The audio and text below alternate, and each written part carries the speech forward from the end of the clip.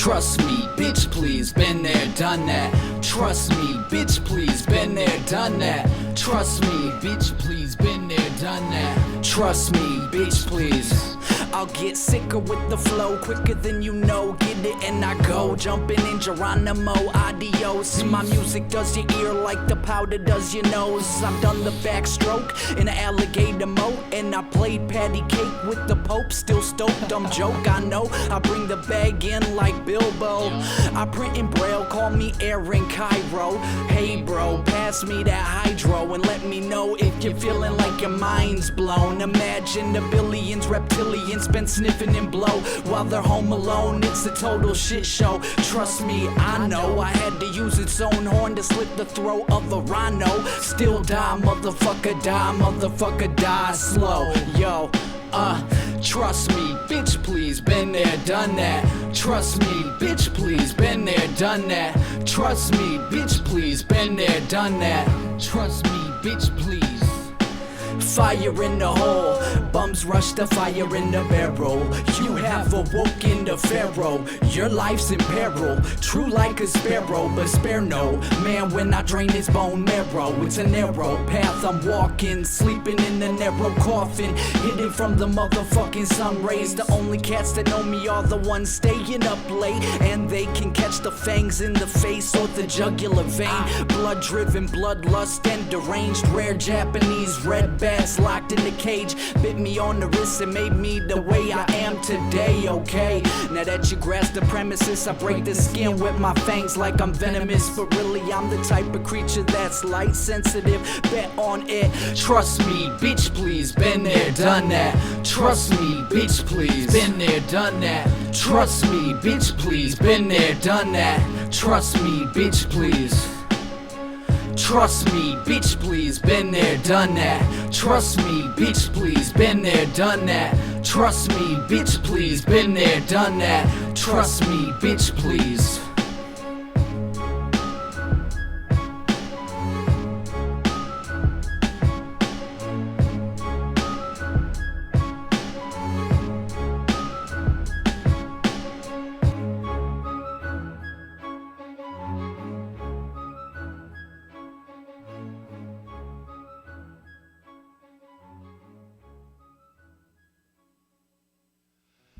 Hello, everybody. Welcome back. You just saw a wonderful performance from our first guest. Dang it.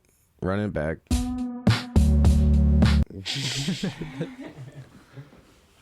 This usually doesn't happen. All right. Hello, everybody. Welcome back to Where Is This Going? A podcast about artists you may not know, but you hopefully will soon grow to at least appreciate in the very least. You just saw our next guest, That Dead Poet. Give it up, everybody, for Mr. Jared, That Dead Poet Rios. There we go. We'll get one woo in here. Well, you know what? Claps. We'll probably I'll add claps in post. Nice. It's happening. Thank you for joining me. Thanks for having me. Joining us, I should say. Yeah, definitely. Wonderful performance, by the way. We do have another performance that you will see later in the podcast, so stay tuned.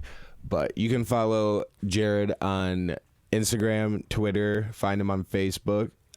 Just search That Dead Poet or at That Dead Poet on Instagram and Twitter. This was no spaces, by the way. Yeah, of course. Everybody has trouble because with the spaces, you can't find me. It's weird. Okay, so maybe that's why. You can, but you got to dig. Yeah, you got. It takes a lot of scrolls. Yeah. Multiple pages. But yeah, That Dead Poet, no spaces. But you are a Holland native, correct? Or no? Yeah, born and raised. Currently living in Allegan right now. Nice. Nice. Yeah, but what was it, like 26 years Holland. Wow. That's a long time in Holland. I also grew up in Holland, born and raised. Shouts out. Yeah. You don't see a lot of rappers coming out of Holland, you see a lot of musicians. I mean, Holland's Definitely. rife with great local musicians. Mm-hmm. Mostly acoustic guitars rules. Yeah. The definitely. coffee shops that is downtown Holland. Yep. But it is refreshing to see a great talent when it comes to rap, Thank you. especially local. So I commend you on that. Not Appreciate to it. say that I'm a gatekeeper when it comes to local music, but we good? Yeah. Okay, just making sure. I need you. When did you? Did it start with just freestyling? How long have you been rapping? Well, I started writing my first rhymes in 8th grade. I was just trying to like impress like this little group of girls in my art class, and It's how most passions are Yeah, accelerated, you know. but like, so basically I wrote like these 8 bars or whatever, and then I heard like a line from Linkin Park at the time, and I was like, oh, I'll just throw that in there, nobody will notice. And I Right. remember I did the whole thing, and this other girl was like, oh, I love that song. And I was like, what? Like, she realized what I did, and I was like, never again. And then Right. that was like, I guess that's like what all started, you know. That was Only original writing. Yeah. Wow. Because even one line out of the song could be mistaken as, you know, the whole song is stolen. Exactly. Yeah. It's a great motivator, once again, for original thought, too. Yeah, definitely. And you seem to flow original thought. That just in the sound check, it was just line after line, and I didn't know if you were referencing one of your other songs or that same song, but it was just streams of like nonstop rhyming, and it was super cool to hear. And the first one I just did? When you were doing the sound check. Oh, so okay. before, yeah. Yeah. But anyways, it's interesting to me how people create, like the process. Yeah. Everyone has a different creative process. Especially it varies when it comes to music or performance art or of any sort. But like when it comes to writing, and I would think creative writing, and you have another song that's more personal, it seems, but I'm sure all songs come from a personal place. But you are creative. Where does that process start, I guess? Well, for me, it's like, I feel like there's not really like a formula. Like there's not really a method to my madness. I kind of just, like, every song has a different process, I feel like. Right. I mean, definitely like in the earlier years getting into it, I would just find a beat that I'd like and basically just rip it off of YouTube, and then I'd write like 12 bars, and for some reason like the last 4 bars were always the hardest for me. So like, I guess back then there was like a method, like I had my style. Because you had a song then or you had a track then that you were writing verses to that track or for Definitely the beat. And I always feel like it's better when you're writing specifically for that, and then if you try to like put it to something else, it's gonna be like some parts are off. Because like I like to, I mean, like sometimes I'll hear like the way a certain instrument sounds, and it's like, okay, I'm gonna rhyme with that, like you're gonna ride that wave, and I'll like jump off and then catch the drums again, you know. But I mean, as far as process, just listening to the beat on repeat over and over and over until I'm almost sick of it. And then I feel like every time like the whole beat will go through, I'm like, okay, I got another line. Right. And so it's like I got to play it like 16 times for the first verse. And Right. then, you know, that's it's a total of I don't know, 164. something like, it's probably more than that too after it all. Yeah, but a lot of plays, so you become one with the beat. Definitely. Which is, I mean, part of rhyming. You know, you gotta become one with the beat. Yeah. But did you ever do any? Who were your inspirations that got you into hip hop, like in general? Like local people, Whether it be like people in your personal life who introduced you to hip hop, but also artists that influenced, I guess, your framework of what rap or hip hop is. Well, my brother Jesse introduced me to hip hop, like oh, squeak. My family like pretty much raised me on like the Beatles, Johnny Cash, and Michael Jackson. Like that was like, and like probably a few other like bands here and there. Only but legends pretty only much. in this home. Yeah. But like not hip hop. Like there was like no hip hop being played. And then my brother Jesse came home with like Nelly's Country Grammar. Oh, of course. And like Lil Bow Wow. Fish don't Doggy fry Bag. in the kitchen. Beans don't burn on the grill. But I think that's that album. But honestly, Lil Bow Wow, I feel like spoke to me more because he was like a little kid rapping. Right, and around I was that a age. little kid. You know? Yeah. And like he had this song called The Wickedest, and it still holds up. Like I'll still bump it from time to time. Like damn, like that was. I feel like that might even have been like the initial time that like I fell in love with hip hop. Like even before trying to impress those girls or whatever. But then just I kind of only knew about like mainstream artists and all that. Right. So like that's like what a lot of my writings turned into. Like I'd be like, got $100 in my pocket in hand. You might think not, but I'll show you that I can't. Like, just big like, talking, big money. Exactly. Yeah. But like it's like braggadocio, but just about like material shit. Of course. And then like you get into underground where it's like braggadocio about like the skills and all that, like the lyrics and actually Cam Morgan, shout out the homie, put me on to like underground hip hop. Right on. And it took him a while like for like atmosphere to like sink in, because he would always be like, listen to atmosphere, and I'd be like, yeah, I don't know. And then he showed me the Crest, these guys from Wisconsin. Like I feel like nobody's heard of them. Wisconsin, the home of underground rap. The home of cheese and corn. Cheese, corn, and underground rap. Yeah. You know? But those, so it's like these twin brothers, and like their style just like blew my mind because it was way different than anything I've ever heard at that time. And then I remember the next day I listened to like these 2 songs that Cam showed me over and over, and the next day I was like, oh, listen to this rap I wrote, and it was just like 16 bars.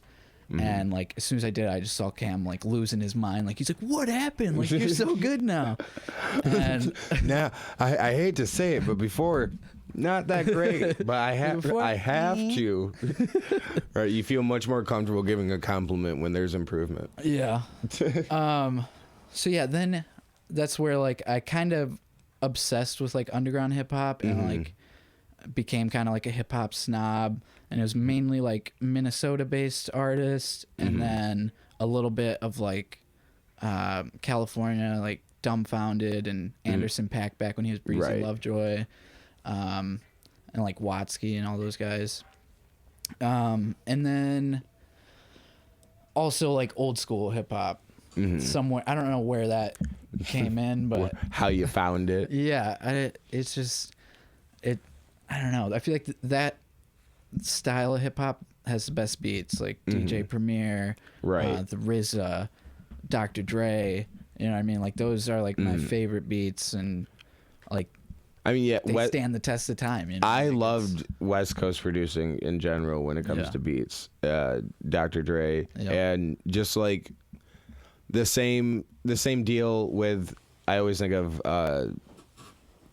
1, 2, 3, but the synthesizer that reminds me of like the flutes also in the song that you had kind of, but the high notes is something that my ear is attracted to.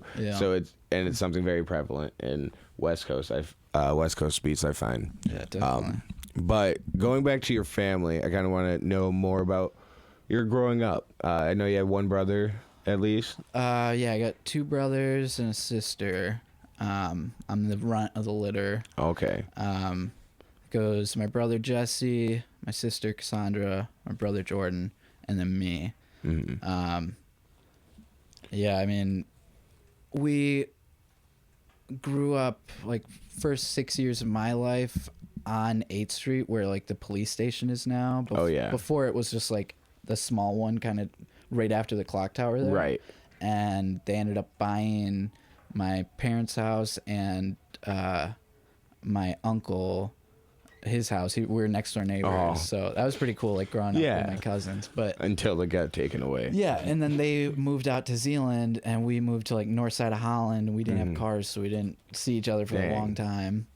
But yeah, then we lived like right by, you know where like Mac Bay is. Yep. Like right behind there. So I was like walking to school, and then it's kind of when I started to get into skateboarding a little bit, but not really trying that hard. Just like kind of using it to ride around. It's better than walking at that point.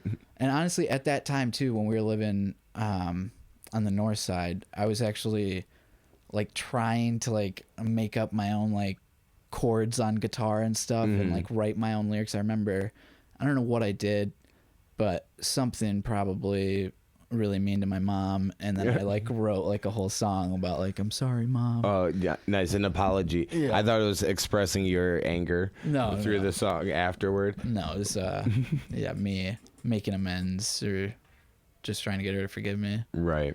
So it was probably something really dramatic. Yeah, I think as adults we can all look back on our outbursts against our parents, and especially me. You're also a father, but like having a kid and realizing what they're throwing tantrums about. Yeah. And then like in 20 years, if you could remember this, you were going to be like, what was I doing? Yeah, definitely. And yeah, I look back on a lot of the bullshit I put my parents through, like just even 6 years ago. And I'm like, what do you weren't even that young. You have no excuse. But that's got to be tough moving from like the heart of downtown, basically, because everything is within walking distance there. Yeah. And then out to the north side of town. Yeah, I mean, the only real difference from what I remember, I mean, I was so young. Right. The only thing I really remember was like we would always, like me and my brothers would ride our bikes up to Cobblestone and like get Pokemon cards and like look at the comic books and stuff like that. And then I don't know, when we moved, it was kind of weird, like just having to like make new friends in the neighborhood. And I don't know, I wouldn't say that I did right away. Like definitely until I switched schools, I like didn't have a bunch of friends or anything. Right. But, like in the middle school, you mean? Or yeah. Because I think, so I was going to like a Catholic school until we moved. Oof. Yeah. So... And how old are you again? Sorry, I didn't mean to cut you off. I'm 27. 27? Okay. Yeah. But yeah, so I raised Catholic and went to Catholic school, and then I think it was like fourth grade. Then I went to West Ottawa, to like Woodside, and then Mac Bay, and then the high school. Right. And just like one trimester at the high school, and then I was like, yeah, I don't like it. Like, I just felt like I was just like shuffled in with thousands of kids. Yeah, it's West Ottawa is a huge school, and I mean Zealand. I'm sure it's easy to feel the same way. Yeah, I think I take for granted sometimes that I grew up in one like county or whatever, one school district, and went through all of school with the same people, because that familiarity can. I mean, it was safe, but I didn't like experience trying to make new friends or like going to a new place until I got to college. And as an adult, it's still a tough transition, but to be primed for it would have been probably better for me. Yeah. But so you leave high school like completely freshman year? No, actually, so I switched to Wavecrest, actually, a school of the degenerates and teen moms. Yes. Who's to say they're not one and the same? Yeah. I'm just kidding. I was a teen dad, so just barely, but still degenerate. I don't think that's what made me the degenerate. It was probably the crack addiction. So Wavo, that's nice. So yeah, my brother Jordan was going to Wave. He actually got kicked out of West Ottawa, and I just remember I wanted to be in high school with my brother so bad that I was like, maybe I should go there. And he was like, oh, dude, it's awesome. We have clear backpacks. I'm like, what does that mean? Like, why is that cool? No, it's like bringing back the 90s. Yeah, but it was really just because they wanted to make sure kids didn't bring weapons and drugs. But as if they don't have pockets. yeah, but I was like, okay, cool. So then I went there, and then kind of like that was like where I like really like honed my craft, and I would like literally just like focus on schoolwork, and then like if it was like kind of like a lull in the day, I just like open up my rap journal. Sometimes like hide my math book in front of it so they don't know I'm writing raps. And then rap will always find a way. Yeah, and then that's pretty much like then I feel like I finally started like finding my place with friends, and like I don't know, I just feel like that was where everything was like developed. I feel like my like brain, the confidence too. Do you think, because you seem to have a lot of support from your friends, definitely, or like your peer group, that you came up with?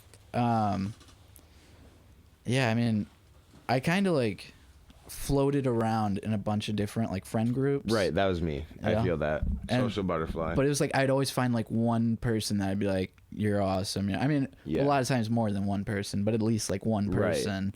And then like eventually it got to a point where like just meeting all like the North Side skate rats, like you know, Calvin Campagner, Ben Hansen, Monkey, like all those guys, a million more that I'm sorry I didn't name. But also, 3 great skaters. That I've seen. I haven't seen Ben skate in a long time, but Calvin Campagner and Monkey I've seen. Who does the videos? Now I'm blanking. Chase Bowie. Yeah. Chase Bowie. I follow Chase on Instagram just for those videos because I could kickflip, I think, in 7th grade, and that was the last time I tried skating, probably. Dude, that's the hardest trick, though. No, that was one time, and I was like, this is achievement. And then I would still just ride it to transport, but that was about it. And then it was longboards after that. It was all day. When did you make the dive into skating, or at least the skate scene? So that was definitely when I met Calvin, because like when I was living on the north side, when I was like 13 probably to 16, that's like the time where I was just like kick pushing, not really doing crazy tricks. But I remember going to Holland skate and seeing like they were like, oh, we just got this new kid on our team, and it was Calvin Campagner's part, and I was like, what the fuck, this guy's my age, like I should just quit. And like I think that's when I like stopped trying to do tricks. But then he ended up going to Wavecrest later on. You're like, oh, this is meeting a local legend. Yeah, like legit, that's how I felt. And he was just like, whatever, you know, it's nothing. And then it's school, man. Yeah. And then we both had AM Tech, so I would drive, and I think he would get dropped off or something. But then like after he realized I was driving, he was like, all right, I'm gonna ride back to school with you. Right. And then we'd like smoke a bowl on the way back. Of course. But then perks of driving anywhere during school. But then it got to a point where we just like wouldn't go to school. We would just go to his house, and I remember I would always immediately do like 60 sit-ups, 20 push-ups, just because I was like trying to like get in shape and everything. Oh yeah. And then we would like sit in his garage for a couple hours just doing bong rips. Right. And then he'd be like, let's go to the park.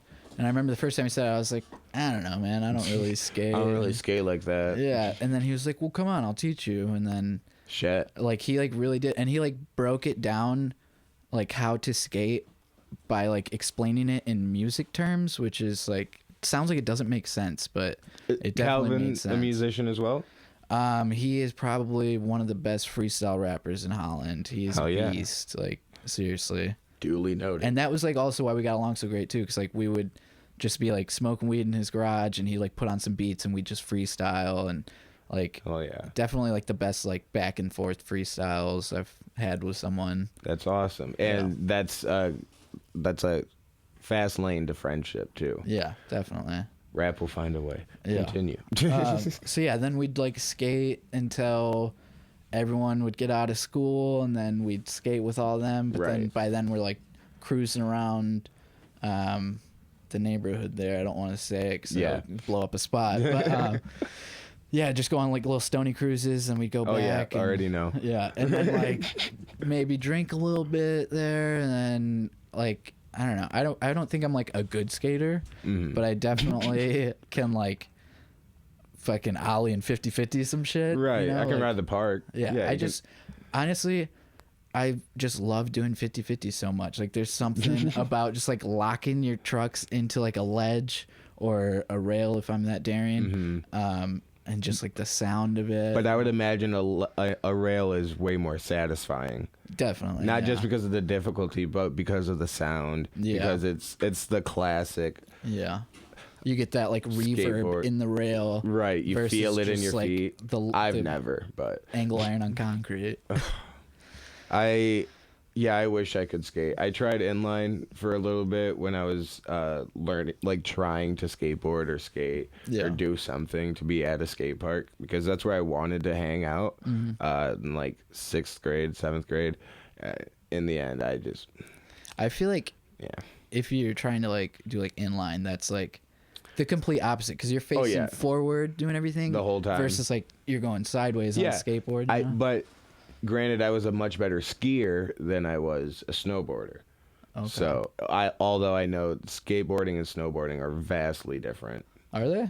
I've been told because I can. I thought it was surfing. 'Cause surfing, you steer with your nose. Right. I don't know. I don't know. Surfing you steer with your nose and Just facts I think I snowboarding. heard somewhere. This was Johnny Tsunami that taught me this. Yeah, that's what it was. Exactly.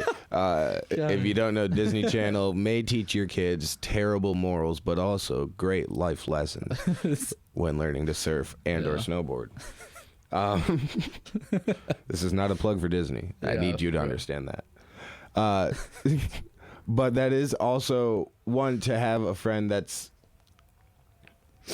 so talented at something to also like try to dumb it down. No offense. Yeah, But to teach someone something, you have to dumb it down. Yeah, I mean, he used to teach like kindergartners how to skate back in the day. Jeez. And like I had no clue about that. You wouldn't know if like even if you got to know him, but unless he told you, like you'd have no clue. But he's like, yeah, I used to teach kindergartners how to drop in on a mini. Like, okay, well, what the fuck? Jeez. Also, shout out to him. He's also a dad, and I fear for that child. Kidding. I'm sure he's a great teacher. Yeah. Because you haven't completely messed your body up from skating, have you? No, I've never even broken a bone, but it's, I definitely follow the motto of like stay within your limits. I mean, Right. You're not a go big or go home kind of guy. I'm like the guy where it's like I'm gonna do like my warm up tricks that I know I got, and like practice them, land them each like 2 or 3 times, and then if there's time, I'm gonna try some new stuff. Right. But usually by then it's like, all right, I gotta go. Yeah, it sounds like an open mic for me. Do you take that same approach in rap? Like, I know you and Calvin would go back and forth freestyling in a very comfortable environment, but do you freestyle a lot? Like in, say, party settings, group settings? Definitely used to. Right. I feel like that's kind of why I got like wrapped up in like the whole party scene so much, was because I was just trying to like find people that I could just freestyle battle while I'm like drunk. Like a lot of times I'd have like, you know, you get a few lines here and there that like you'll recycle as fillers when you're freestyling. Right. One of them I know I'd say like, I'm the drunken master, you know, and like, I don't know, it sounds some like Wu-Tang shit, but Right. And one, great. But two, it's almost a crutch. yeah. You could say, because a lot of people use alcohol for confidence, and I know, like, if I get a whiskey drink or two in me and go up on stage, I'm gonna be at least feeling funnier. Yeah. And like feel a little just feeling warmer, a little looser. looser. Yeah, exactly. Looser and more confident. Like you feel more comfortable. Yeah. And a lot of people are a lot more capable of operating in their element when they're that comfortable. Definitely. And you can take that for granted or use it as a crutch, like I said. Yeah. And then just be like, well, no, this is what I need to usher in the creativity or to get in the flow. Yeah. Did you find yourself? I know it was a party thing, like a party lifestyle. But do you think you used also alcohol as a creative crutch? Definitely like when I was performing, like you were saying. I remember like when I was doing open mic nights at Park Theater, like me and Jake would try to do everyone for a while. Shout out to Park Theater. Yeah, Park Theater. Fiegel. I don't even think he's there anymore, is he? Nope. Anyways. I was going to say Jake would know, of course. But like, so yeah, I wouldn't even go on stage unless I had like a shot of Jameson and a PBR in my hand. Like I'd already knocked back the shot and I'm walking on stage with a PBR. And then it's like, okay, now I feel comfortable. It's a ritual too. Yeah. And I'm definitely like a creature of habit. So that, I don't know. But like, okay, so when it comes to writing though, I would never write. Like after I have one sip of alcohol, I made that like a rule. Like I don't write after drinking because I like saw it written by some writer somewhere that like, I don't know. I don't remember what it was. I used to follow this like writing tips and stuff on Twitter back in the day, and that was like one of them was like never write after one drop of alcohol or something. I don't know. But then I just like also that's great discipline. Yeah. Yeah, to see one tip on Twitter and be like, I guess this holds weight. Yeah. But then eventually got to a point where I was like drinking so much I was like, I can't write. You know what I mean? I'm not writing anything new. I might as well freestyle, but that's not helping. Yeah, exactly. There are some songs though where it's like they'll start out as a freestyle, right? Like "Blind" on the Produce album me and Jake did. There's like a line where I say, "Let me get it off the top, eat your dinner while it's hot. I'm smoking on the pot." Like that was all a freestyle at first, right? And then, I think I was like with Calvin and Ben when I did that, and they were like, "Write that shit down." And I was like, "Okay," and I wrote it down, and I was like, "Should I change that though? Because like now it's not off the top, right?" But then I was like, it's off the top of the song, so might as well. Either way, it fits, but also the essence. Yeah. And the original spit was a freestyle. Yeah. And true. Now it's recorded. Yeah. That's what it is, really. Now it's recorded and released. Yes. For public consumption. Where can we find that? You can find the Produce album on Spotify, Apple Music, allegedly on Pandora. I haven't found it on there yet. We'll see. It's weird though. I keep trying to like make our Pandora station, and it always leads me to like punk rock or like screamo stuff. I'm like, what? Like, doesn't Jake Walker mostly make like kind of dub? Yeah, like EDM. EDM. Stuff. Yeah, that's everything was grouped into dubstep when I first heard about Jake Walker. He was too. I printed his first shirts at Tech Center. And, hell yeah! And it was like support your local dubstep artist, and then later he did like a second run where it was support your local EDM artist. Nice. He changed with the times as well. Definitely. Smooth move. I remember him doing shows at The Unseen. Yeah, that was the first show me and him did. I think I might have saw you there. Dude, that was like a pretty live show. Yeah. Like I remember at one point I looked up and just saw like a part of the crowd just pulsing, and I was like in my mind like, holy shit. Like, and how old were you then? Like I was 18 or 19, something like that. Because I met Jake when I was 18 and he was 16. And he would like just started doing like the Unseen. He did like his first one with Alec Haas and had him open, and then he was like, all right, I want you to open. And we had one song together, so it was like I did all my songs, and then we had our collaborative one, and then he did all his. Right. But like, dude, that was crazy. I remember that was packed. Like for such a little place. Dude, yeah, the coffee house turned teen nightclub. Yeah, for real, it really did. People were snorting lines of Molly in the bathroom. Yeah, those were great times. I wasn't on any of that. I just started smoking weed, but it was a good time. But is that where you first started live performing, or where was your first performance besides open mics? Well, so the open mic was that Unseen show, that was like my first performance. Well, I guess no. Besides that, it would be, I I actually was the vice president of Wavecrest. Oh. And then the president stepped down, so I became the president by default. It's the best way. Yeah, and then I basically like had to like organize some type of events or something, and they were like about to like make me not be president because me and Calvin were skipping so much. Like, you're never here. Right. But then how can you be a president of a country you're never in? Yeah, but then we had like this whole Spirit Week thing, and they said they wanted to do like a cookout, and I was like, all right, well, I'll rap, like I'll do a performance for everyone. And I remember like everyone was like eating, so like I wasn't expecting everyone to be like standing up and like, oh, right, yeah, you know.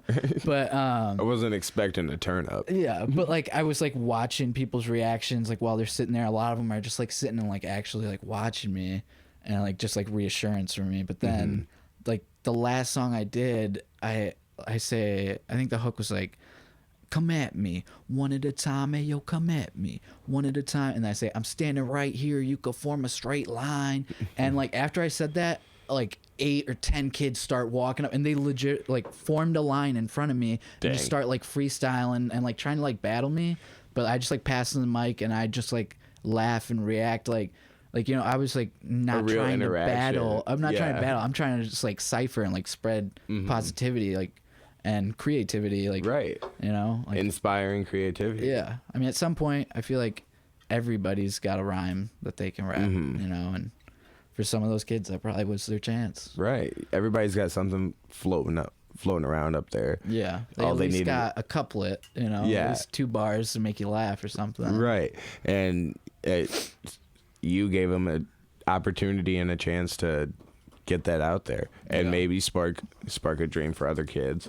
I don't know how old they were, much younger than you, yay or nay. I mean, we just, it was like freshman to senior all like lumped in there. So that was probably the first performance, and then the Unseen, and then I feel like just getting my chops up at Park Theater. Right. And like Jake was always like, we need to write more, we need to make more music, create more, and I'm like, when are we gonna make an album? Like, that's my thing. I was always like trying to form an album, but it's gotta be and he was just trying to like form like a set list that was unstoppable, you know. Right. And I mean, eventually I guess some people had seen us and like gave me other opportunities, and I did like a show in St. Joe from somebody seeing me at Park Theater. Awesome. Yeah. And then but like mostly all the other shows was Jake. Like I don't know how he does it, but he just like networks. And shout out to Jake Walker. Yeah, promoting and then putting you on. From that, we ended up doing like shows in Muskegon, like in a movie theater. We did like a festival in Bangor.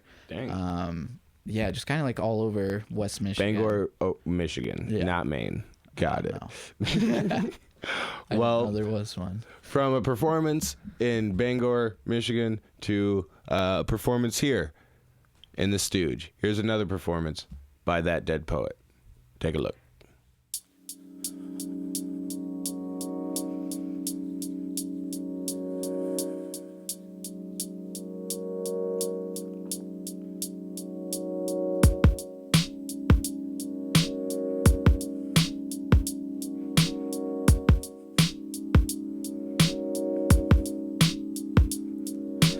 Dancing on the edge of this bridge, and I wonder if I jump, will I live?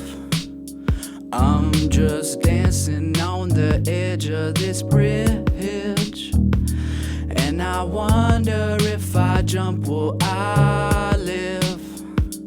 If I jump, will I survive? I've seen people fall a shorter distance and die. As far as feet, I know it's at least more than 25. And I know that my mom would be mortified if I took my own life into suicide. You and I both know that I would never do it. I'm not that stupid, I'm foolish, just don't ask me to prove it, cause then I'd have to do it. Dancing on the edge of this bridge, and I wonder if I jump, will I live? I'm just dancing on the edge of this bridge, and I wonder if I jump, will I live? Been a few years since my last drink, but my breath still smells like cigarette stink. I'm sorry for the times I threw up in your sink. Don't shoot me, just shoot me a link. Think back and relax, cause I've lived crazy long enough and hardly put the stuff into my raps. I had enough experience to get my album stacked. If anything, I think I gotta dial it back. Dancing on the edge of this bridge, and I wonder if I jump, will I live? I'm just dancing on the edge of this bridge, and I wonder if I jump, will I live?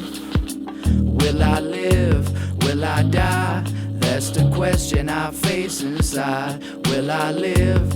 Will I die? I'll tell you if I make it out the other side. Will I live? Will I die? That's the question I face inside. Will I live? Will I die? I'll tell you if I make it out the other side. Dancing on the edge of this bridge, and I wonder if I jump, will I live? I'm just dancing on the edge of this bridge, and I wonder if I jump, will I live? Will I live? Will I die? That's the question I face inside. Will I live? Will I die? I'll tell you if I make it out the other side. Will I live? Will I die? That's the question I face inside. Will I live? Will I die? I'll tell you if I make it out the other side.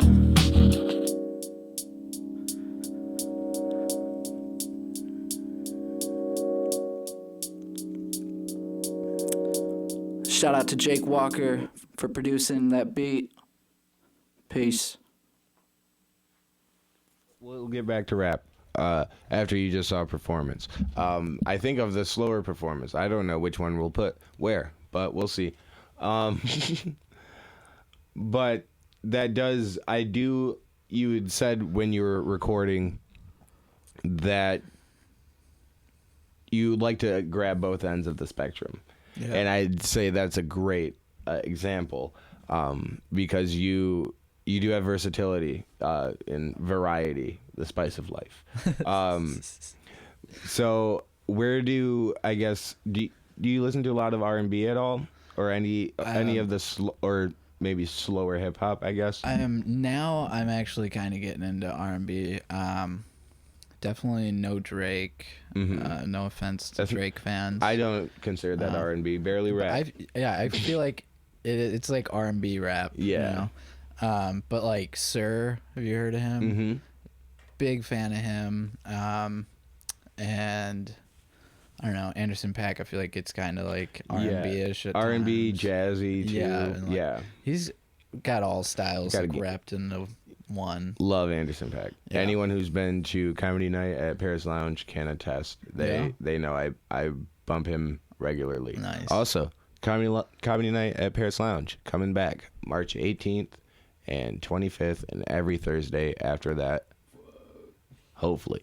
But yes, I need you. Weird plug. But yeah, Anderson .Paak. Any female artists in the gambit? Gambit in the hand? I don't know. Using card terms. I mean, not that I can think of off the top of my head. There's actually one. This girl Dessa from Doomtree out of Minneapolis. Okay. But I mean, I don't listen to like a lot of her solo stuff. But when they come together as a whole, like basically their whole thing is like comprised of like MC, producer, singer, MC, producer, singer, MC, producer, DJ, you know. Right. And then they all form like Voltron or like Wu-Tang. Yeah. One of my favorite collaborative groups. Not Wu-Tang. Well, yes, one of no. I was gonna say Odd Future. Oh, yeah. Same definitely type of format. Yeah, Odd Future's dope too, especially like I don't know, I feel like as I get older, like and artists are getting older, it's like they curate the music for me. I mean, not specifically for me, but like they're also shaping with you. Yeah, right. Exactly. Like when Tyler first came out, it was like just like shocking. Yeah, like, kill people, burn shit, fuck school. And then like, you know, I was like skating around that time, or like really getting into it, and that's kind of like the whole lifestyle of that. Right.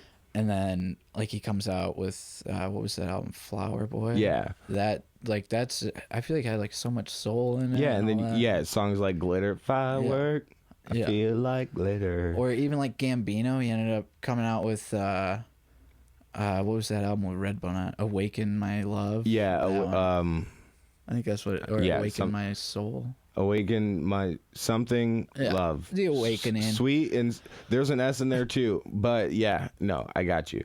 So, I mean, yeah, definitely heavily into hip hop. That's like most of my music rotation. Right. But being that I'm from Holland and that's like not what is like mostly performed around there, and like just seeing other bands play, that like made me realize like, oh, like what, you know, like I hardly listened to bands up into the point where me and Jake were doing shows at Park Theater every night. Right. And then like seeing like Fever Haze and seeing Mark and Alex Perez. Right. Seeing local like folk or rock. Yeah, exactly. It opens your eyes to other types of music because it's actually like performed and in your face, like you have to be there. Definitely. But also to the talent around you. Yeah. Which is something I've always appreciated in this town. Yeah. I think I already referenced that earlier. And also like I don't know if it was like around the same time for Jake. I feel like he's probably always been raised on like bands and all that stuff. I thought you could say raised on EDM, and I was like, that's impressive. No, like he was like raised on like classic rock and all that. I'm pretty sure from what I heard from his family. But I feel like we both kind of like really got into like bands and all that around that time at the same time. Because like there was this other dude there too, Raymond or whatever. He would do like White Stripes covers, and that was like the first time I ever heard any like Jack White songs. And this like he would do it like to a T or like make it his own, but like it'd still be dope. Right. And I'd be like, this is insane. Like, and I thought he was writing them. Yeah, so I'm like, I want to work with this guy. Yeah. The White Stripes done right can be inspiring. Yes. Yeah. So yeah, then I kind of like for a while, I still kind of got heavily into like Jack White and Beck, and like CCR. I mean, just to name a few.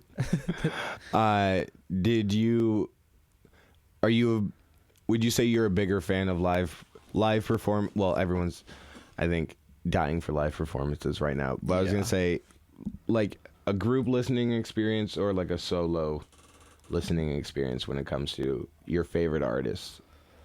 You mean like on stage, like a group? Or? No, yeah, that would be. I guess the group listening experience would be the live performance, as opposed to. I mean, and obviously, some music is meant to be consumed in a different setting. Yeah. I mean, I don't know. That was kind of a yeah. No, it's question. a weird question. I'm sorry. I'm rambling. Wait. Let me just try and answer it. Okay. So when it comes to like listening to music, I prefer like just be by myself listening to music so I can actually like analyze and overanalyze it like I tend to do. Right. Are you focused more on the lyrics or the music?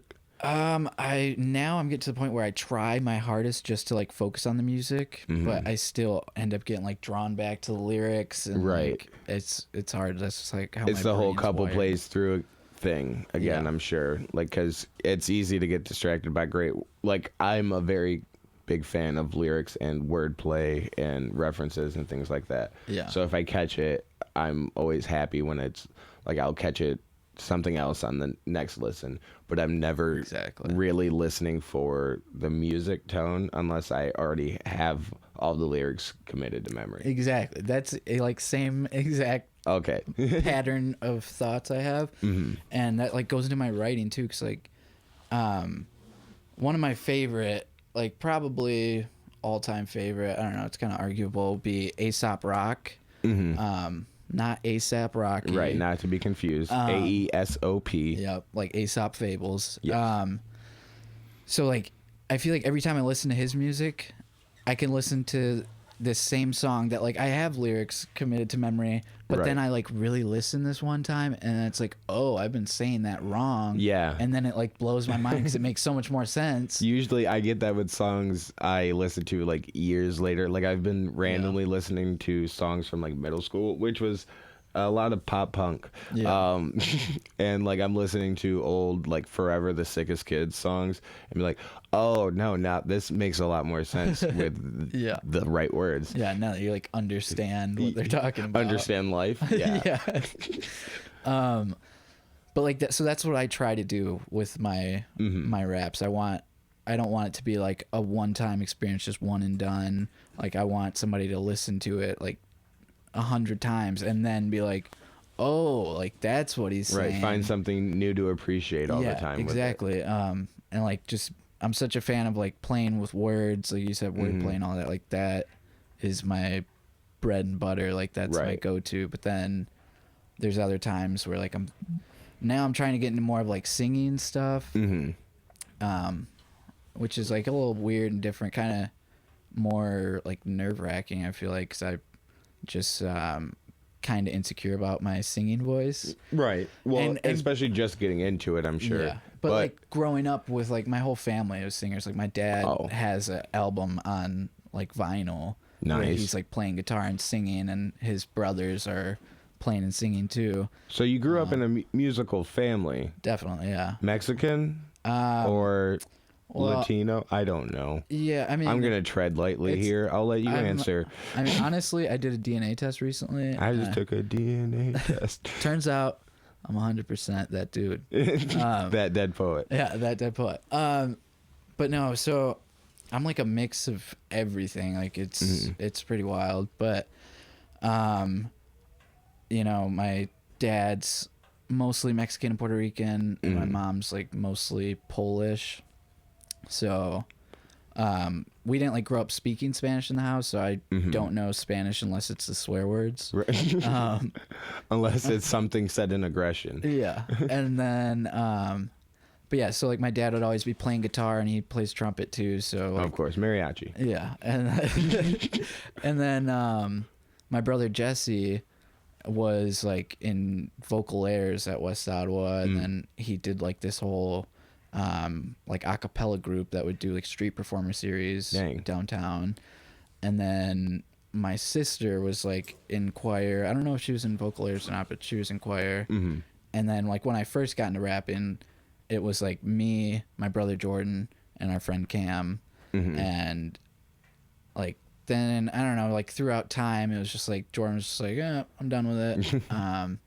And then I just stuck with it because I just loved it. I had nothing else to do. Or I loved it. Yeah. Yeah, I don't know. Where was I going? What was I don't remember. Oh no. Well, we were talking about experiencing.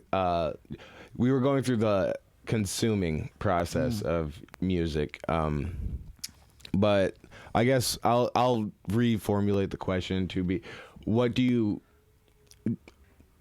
I'll stop assuming. Are you a fan of live performances and going to concerts? I hate it. No, I'm just kidding. Are you? No. I'm happy they're gone. God. I could give a shit if they come back. It's like when people say, I don't like music. Yeah. It's like, what do you do? It's like, get away from me. Like I listen to mostly podcasts like when I'm driving or working. But I mean, that's good. You gotta. Right. But I still like to listen to music. Yeah. Like I still listen to music too. But anyways, it serves a purpose always. I mean, yeah, I love live performance. I never went to a concert until I was 16, I think. And then it was like one at Lamangelo's, and it was this group called Flying Without Wings or something like that from Grand Rapids. I thought you were going to say like the Overheaters, because that would have been a shitty show. No, but they were like, they both had like Kanye shades on and were just like rapping like, dope. Like they were trying to be Kanye. Yeah, it was the time. And it was kind of cool, but I was just like, I felt like the whole time I was watching, I was just thinking like of what could be done better, you know? And then like my dad kind of realized like how serious I was about this. Right. And he's like, all right, I'm going to take you to a show this year. Like, find a show, and I'll take you to one. Dang. And then at the time, I was actually living in Grand Haven, just like for a couple months, just like in between, like finding a different house in Holland. Right. And that's when like I started obsessing with rhyme sayers, which is Atmosphere, or Slug from Atmosphere, Ant, the producer from Atmosphere, Brent, Sadiq Sayers, and Musab are like the founders of it. But like Atmosphere is like the most consistently pushing out music, and like they're to the forefront of promotion. So like, of course, that's what caught me. And then all of a sudden I hear about this thing called Soundset, which is just like before COVID happened, it became the biggest hip hop festival of all time. Dang.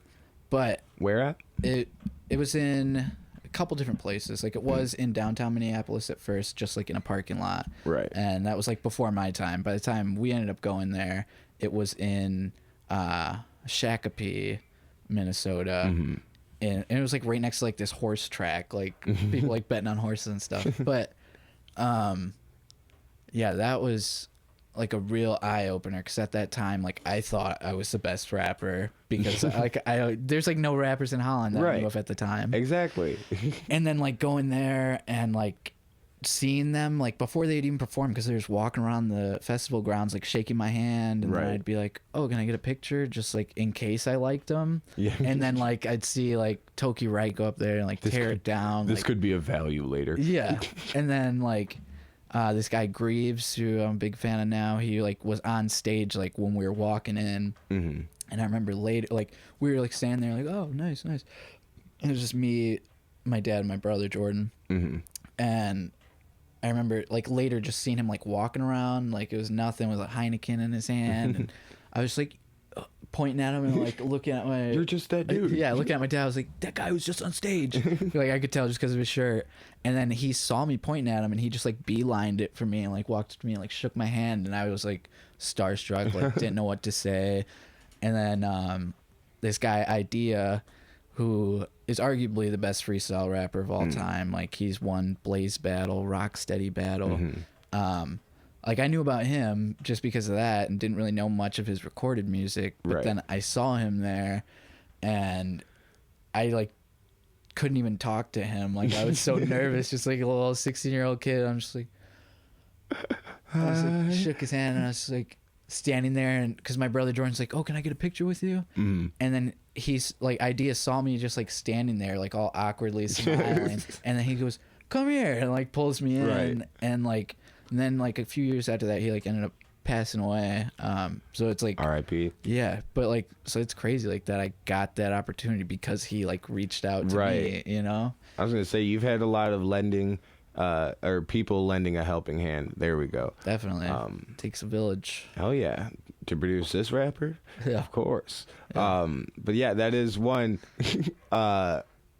sad but a great moment, and I think what he will, I guess, live on in your memory by is that compassion, or that like reaching out. Yeah, definitely. Because it seems like an impactful moment. Yeah, for sure. And seemed to, his rap career, as it were, seemed to inspire some of your hot flow. Definitely. I remember like Cam was like kind of getting into Idea at the same time too. And I like had like some of his tracks already like memorized, like, lyrics committed to memory. And there's like a part in one of the songs where he starts going really fast, and like before that me and Cam were like rapping it together, and then the fast part came and Cam stopped, and I just start going, and Cam's like, what does he say there? Like, you know, please give me the deeds. I had fun with that during Look At Me Now. That was one of my favorite to rap fast. That was huge. Yeah, but much more mainstream. I'm sorry. Definitely. Underground is way cooler, always, usually. Yeah, I mean, I feel like underground artists though like don't necessarily want to be underground. It's just they haven't it's just had the right break or something. It's just where I am. It's not a genre. Yeah, exactly. Like, I don't know. I do like a lot of mainstream stuff nowadays, especially like back in like the partying days, like that made me kind of realize like, oh, like this beat like makes me want to move, Right. and like at least they're flowing on the beat. 'Cause, like, Yeah. I've heard people freestyle and like there's not even a flow, and it's like okay, like it's just kind of hard to listen. It sounds to. like gibberish thrown Yeah. in a rhyme somehow. Yeah. You're right. But yeah, so I mean, like, I feel like I probably have a really wide range of music I listen to. Like, people would probably be shocked by some of the stuff A lot that of I listen to. a lot of Brad Paisley and Oh no, Danielle country is Bradbury. the only thing that I don't like. Like straight up country, like kind of makes me suicidal. Honestly, I like, think that's almost half of its intended purpose. I don't know if Yeah. you've heard the music. It's sad. my dog died. That's everyone's first Yeah. first reference is always the dog. Yeah, or mine's what- the horse. But yeah, I'm not a big fan of country music either. But we'll get you out of here quick. We'll wrap it up. I got one question for you, and I guess you kind of covered it a little bit when, well, not so much, but you spoke of kind of inspiring others to do art and how others have, everyone has a little bit of creativity in them or Yeah. a line or something flowing up there. What would you say is your goal? What do you want to do with your art? I mean, there's like a few different goals. Mm-hmm. Number one, be able to quit my day job. Yes, hey, that's the first. Yeah, and then number two, I don't know, man. I kind of have a lot of different like ideas rolling around all the time, and I really want to do some type of like workshop with like music and skateboarding and art for like troubled youth that are like experimenting with drugs and that type Right, of stuff. because we And- were there as well. Yeah, exactly. And I don't know. I feel like that would be one of like the end goals for sure. In retirement. Yeah. Yeah. Definitely. But I mean, then I wouldn't be retiring. I'd have to be running this Exactly. whole place. Yeah, that's when you're retiring from the road or retiring from performance. That's when like skaters will open up skate shops. I don't know. Yeah. But yeah, it's that type Or of they start their own board press company. right, their own label or Yeah. If it's a rapper. there we go. Or their own vodka or Yeah. but being over 2 years sober now, right? Yeah, like 2 years and 3 months now. Nice. Shouts out. Shouts out to you and sobriety. Yeah. But yeah, being over 2 years sober now, I don't think you're opening a wine label isn't in your. Probably not. No. You got to diversify that portfolio, I'm son. trying to get a sponsorship from LaCroix, just the key lime flavor. Yes. Is it a separate entity? Yeah. I need it. I want to, like 50 Cent had his own flavor of vitamin water. Right. I want my own flavor of LaCroix. But it's also already a flavor. Yeah. I just want it to be mine now. Right. Yeah. Hey, if that's not ultimate goals, I don't know what is. Yeah. Or like at least a commercial for it. Yeah, That'd be cool. there you go. Being featured in the commercial would get you a lifetime supply. That's all I'm I sure. need. That's what I'm shooting for. Oh yeah. Well, vitamin water. Wait, no, not vitamin water. LaCroix. Holla at your boy. Follow him on Instagram and Twitter at ThatDeadPoet, all one word, and find him on Spotify, Apple Music, supposedly Pandora, Yeah, allegedly. and you can look on YouTube. I'm sure. Oh yeah, YouTube. I do have a few old videos up there, but I am going to this before next winter. Me and my fiance are gonna do like this whole YouTube page where I have music videos on there. She could have like time lapses of her art.